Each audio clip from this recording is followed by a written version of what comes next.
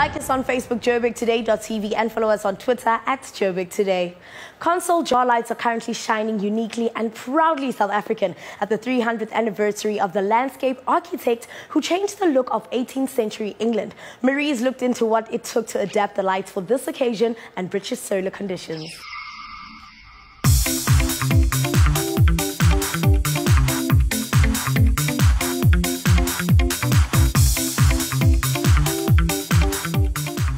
It's the most exciting thing ever. It's handmade. We've got a bunch of people that work on this project for a year now, and it's just so nice to see coming to fruition.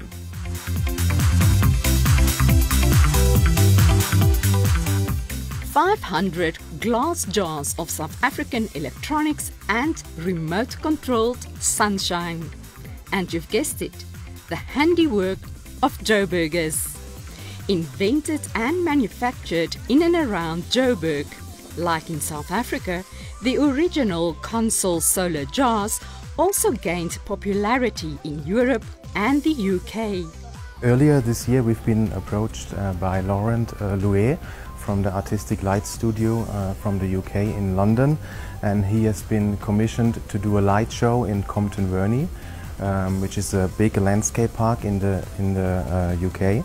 This event is about the 300th anniversary of Mr. Capability Brown. He was a famous landscape architect in the UK. And the lighting designer Lauren from Atmosphere decided to use the jars to simulate or to represent photosynthesis of the grass.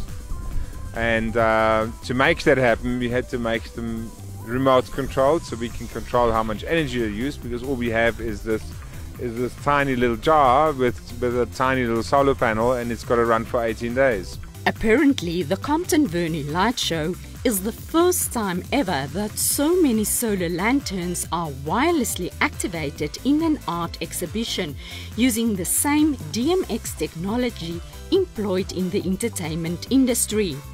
Enter the engineers of the University of Johannesburg's Resolution Circle.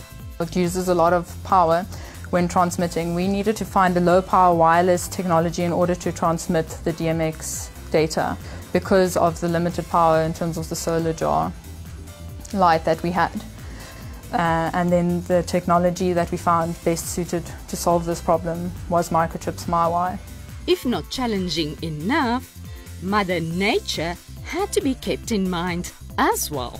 There is really not much sunlight in the UK at the end of October, which is the end of autumn, really the beginning of winter. To give you an idea, the UK in that period of time has less solar radiation than would we have in the middle of winter. The biggest difference between our solution compared to traditional, how DMX is used traditionally, is that we use it at a very low power. And also we control very tiny LEDs compared to big powerful lights in other normal lighting shows. I believe strongly that engineers are here. We need to give them the ability to do a project of the sort. And I think they've just about proved that it can be done locally and doesn't have to go overseas and be designed elsewhere.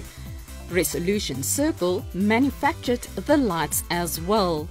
Before being sent off, every remote-controlled jar was programmed, tested and charged with South African sunlight. Another 500 regular console solar jars are also used in the installation. Marise de Klerk, Joburg Today.